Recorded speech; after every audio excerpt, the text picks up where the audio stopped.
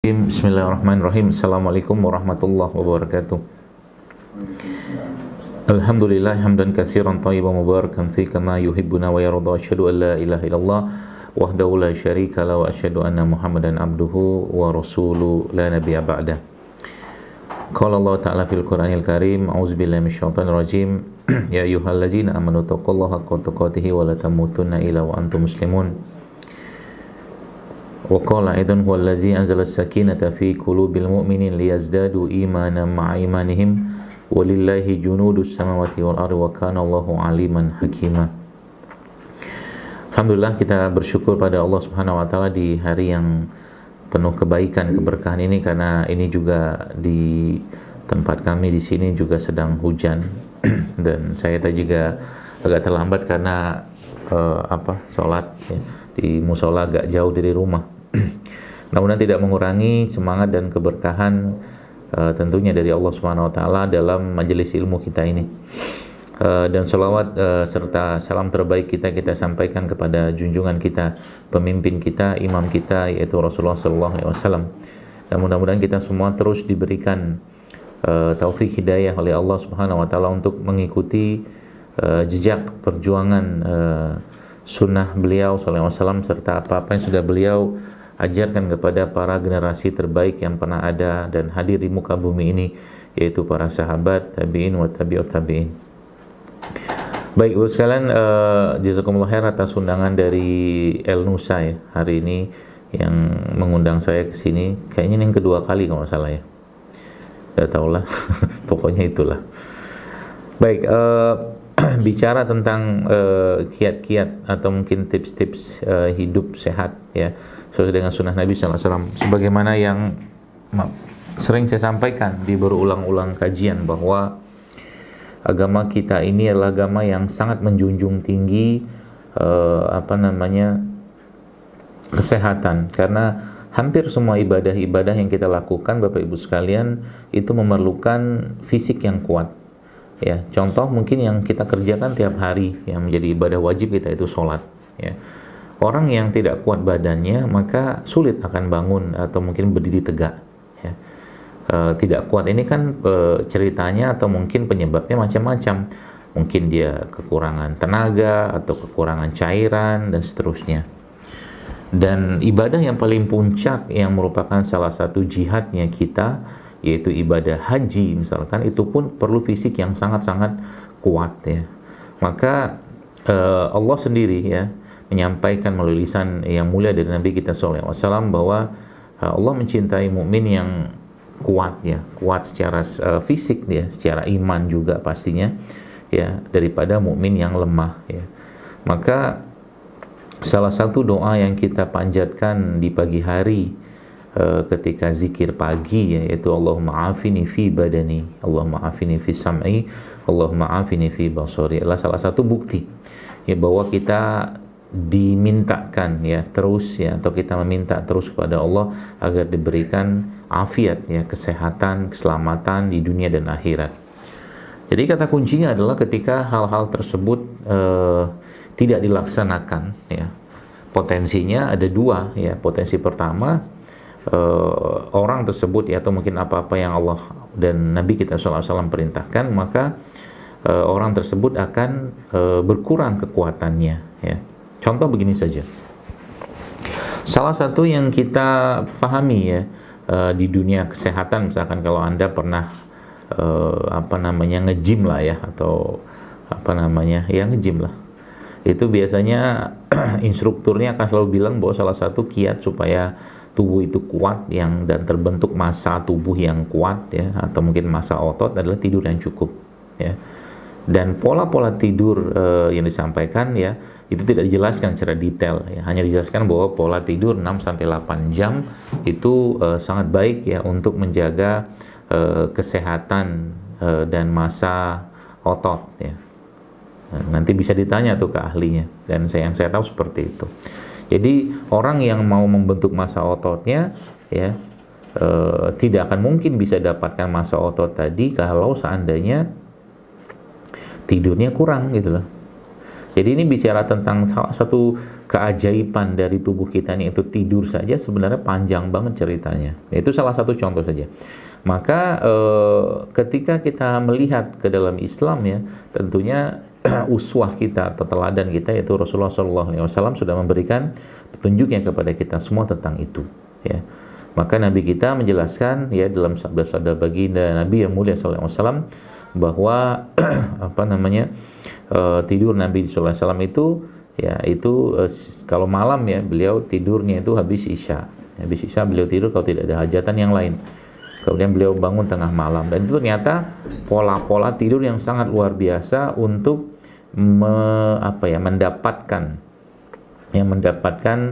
growth hormone atau hormon pertumbuhan yang sangat luar biasa yang bisa mensupport kalau ceritanya ke masa otot gitu ya, ceritanya ke masa otot. Jadi subhanallah ya. Itu salah satu contohnya atau salah satu hubungannya ya. Jadi di saat seperti ini juga sama sebenarnya ya. Kalau kita lihat di era wabah kayak begini sekarang ya, maka tadi saya mendengar ada salah satu kalimat dari MC kayaknya ya, Pak Bambang mungkin ya, yang mengkambing hitamkan rambutan. Kambing ya sudah lama dikambing hitamkan ya sebagai penyebab kolesterol. Padahal orang kena kolesterol gara-gara makan nasi goreng, gara-gara makan gorengan seterusnya. Lalu makan kambing sekali langsung dibilang kambing kolesterol. Masya Allah ya, begitulah nasib dari agama kita ini. Umatnya sendiri yang kadang-kadang tidak yakin dengan apa yang ada pada petunjuk Nabi SAW. Contoh kambing saja, nggak apa-apa, memang kita kan belajar ya, jadi nggak masalah. Namanya juga belajar ya pasti ada kelirunya. Karena juga saya begitu dulu waktu cerita tentang bekam. Zaman saya masih aktif di dunia kedokteran konvensional sih ya. Itu nggak ada percayanya sama bekam. Ya. Susah percayanya. Untuk saya tuh sebagai orang yang dididik dengan dunia materialisme ya, itu susah percaya Pak. Maka kalau Anda ngomong bekam ya ke orang-orang kesehatan gitu, aduh nggak masuk di mereka, karena memang bukan pelajaran mereka.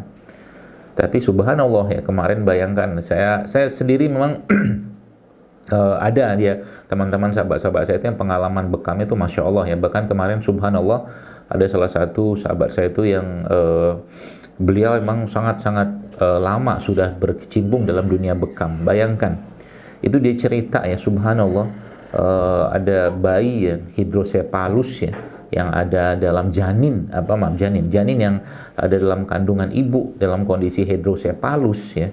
Hidrosepalus itu kepalanya membesar, itu subhanallah mengecil dengan bekam ya. Maksudnya ibunya yang dibekam. Itulah keajaiban dan kedahsyatan bekam loh. Itu yang pertama. Ada cerita lagi beliau ke saya gitu kan, subhanallah, saya sampai masya Allah nih gimana, nggak masuk akal buat saya gitu kan. Termasuk juga ada pasien hidrosepalus ya, bayi gitu kan, anak-anak lah. Saya itu mengecil lingkar kepalanya dengan bekam. Dia pun nggak tahu bagaimana caranya. Cuman lagi balik ilmu itu ya, tergantung siapa yang mengamalkan ya. Senjata itu tergantung siapa yang menggunakannya ya. Kemarin saya mendapatkan teman saya lah, salah satu ikhwah lah gitu kan, yang konsul ke saya. Jadi masjidnya pada bubar gitu gara-gara imamnya saturasinya menurun, bubar semua Pak, masya Allah gitu kan. Ini apa-apaan nih, saya bilang, gara-gara saturasi oksigen imamnya menurun. Saya bilang, ya sudah, antum samperin lah gitu kan. Terus saya kasih beberapa resep, karena saturasinya itu sampai 70% ya kata beliau. Lalu saya berikan beberapa saran ini itu segala macam. Itu semua menggunakan herbal-herbal yang ada pada Al-Quran. Dan subhanallah, tadi barusan saya lihat WhatsApp-nya dia. Ya, subhanallah ya, beliau sampaikan saturasi sudah membaik gitu kan, masya Allah, menggunakan konsep-konsep yang ada pada Islam. Ya, subhanallah ya. Jadi sama juga kayak kalau kita bicara Zam-Zam 5 syuribala kata Nabi SAW. Zam-Zam itu sesuai dengan apa yang diniatkan orangnya. Ya, sayangnya sekarang keyakinan tidak terbentuk ya, akhirnya pengharapan itu tuh kandas di tengah jalan gitu. Tadi cerita tentang rambutan. Kayaknya saya protes nih rambutan. Ini sudahlah kambing dari dikambing hitamkan, rambutan pun rambut hitamkan gitu kan, rambutan hitamkan. Ya. Nggak ada benernya musim gitu kan. Ya perkara katakanlah batuk-batuk, saya juga Masya Allah ya, semoga Allah jaga kita semua ya. Ada sholat lah kadang-kadang samping saya tuh kadang-kadang apa bapak-bapak tua batuk aja lah. Saya bilang kenapa? Kita nggak ngerti konsep Pak Ibu sekalian. Nah, sekarang beginilah. Ini saya punya tim sini pada ngekek-ngekek. Ngekek-ngekek apa dengerin Pak Bambang ngomongin rambutan, ketemu abang tukang rambutan disambit Bapak. Nggak ada salah rambutan, yang salah kitanya, tubuh kita ini nggak mampu beradaptasi dengan alam sekarang karena kebanyakan makanan nggak benar gitu loh ya. Apalagi rambutan tuh, kalau saya Pak, Masya Allah dikasih rambutan sama dikasih anggur, wallahi saya akan pilih rambutan. Anda tahu kenapa? Tahu kenapa? Lebih enak. Bukan lebih enak, segitu-gitunya rambutan nggak mungkin disemprot pestisida gitu loh. Betul lah. Iya, dalam kan. Nggak mungkin, tinggi loh pohon rambutan tuh, iseng banget itu petanian nyemprotin, kebayang gitu kan, nyemprotin gitu-gitu kayak orang nyemprotin padi gitu kan.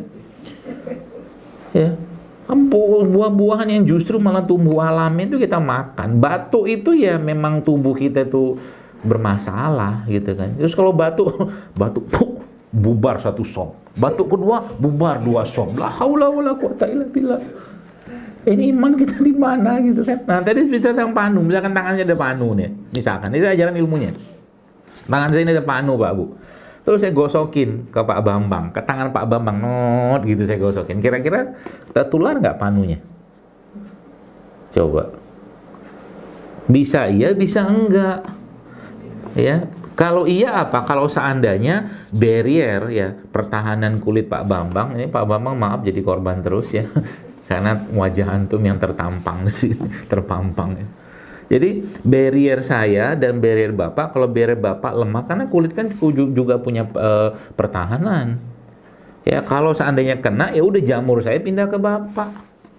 Kan gitu. Tapi kalau seandainya kulit Anda anteng-anteng aja, baik-baik saja, jarang katakanlah dikasih bahan-bahan kimia, jarang bersentuhan dengan sintetik segala macam, ya nggak usah takut lah. Kalau Anda berpikir kayak begitu, maka otomatis manusia yang paling banyak penyakit tuh perawat sama dokter usah benari mereka ketemu pasien, no.